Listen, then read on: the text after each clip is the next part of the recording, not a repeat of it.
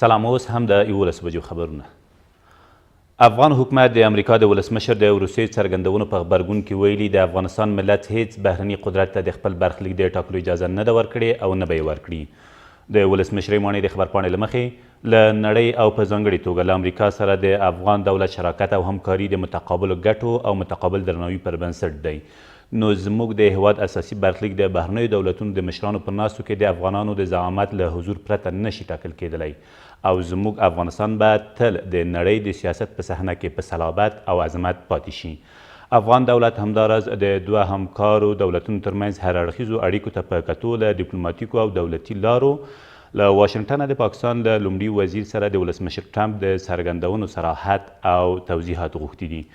د امریکې ولسمشر د پاکستان له لومړي وزیر سره په کتنې کې ویلي امریکا په یوې اونۍ کې افغانستان د ځمکې له سره ورکولی شي خو نه غواړي 10 میلیونه کسان ووژل شي.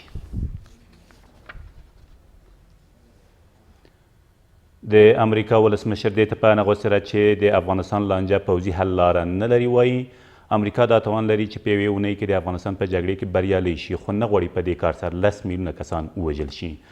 ډونالډ ټرمپ تېره ورځ د پاکستان له لومړي وزیر سره په کتنه کې زیاته کړه چې د پاکستان مخکینی حکومتونو د امریکا له میلیاردونو ډالرو مرستو سره نه امریکا ته درناوی وکړ او نه هم د افغانستان د لانجې د حل په برخه کې کار کړی دی. ښاغلي ټرمپ همداراز په ډاګه کړې چې اوس د افغانستان د قضیې د سوله ییز حل په برخه کې د امریکا او پاکستان همکاري اغیزمنې شوي دي. د نوموړي په وینا امریکا په افغانستان کې د خپلو ځواکونو شمیر کم کړی او په وینا یې دغه لړۍ همداراز دوام لري. له دې سره سم د پاکستان لومړی وزیر وایي په راتلونکو ورځو کې به طالبان دې ته وهڅوي څو له افغان حکومت سره د سولې په موخه خبرو ته کینی. عمران خان تېره ورځ د امریکا له ولسمشر سره په کتنه کې زیاته کړه چې افغانستان تر بل هر وخته سولې ته نږدې شوی دی. نوموړي په دې کتنه کې چې په سپینې ماڼۍ کې ترسره شوه په ډاګه کړه چې اسلام آباد له واشنګټن سره د ښو دوه اړخیزو اړیکو غوښتونکی دی او په وینا یې د پاکستان اوسنی حکومت څه چې وایي پر هغو ولاړ دی. د افغانستان د سولې لپاره د امریکا ځانګړي استازي تېره ورځ افغانستان او قطر ته خپل سفر پیل کړ.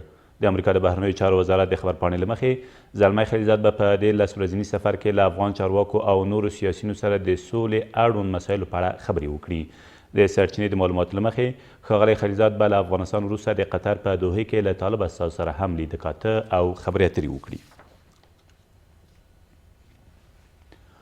ملي دفاع وزارت وایي 3 ځانمرګي بریدګر د غزني په ګیرو ولسوالۍ کې موخې ته تر رسیدو مخکې ووژل شول. د دغه وزارت د خبرپاڼې له مخې دغو کسانو غوښتل د یو مازدا موټر بم په وسیله په غزني ښار کې یو برید ترسره کړي خو تر هغې مخکې تېره شپه نږدې 9 بجې په یو هوایي برید کې له منځه وړل شوي دي. ویل کېږي په دې پیښه کې بل چاته زیان نه دی اوښتی. او د زابل امنیه قمندان وایي په دغه ولایت کې د ناامنیو یو لامل د خیالي پولیسو شتون دی.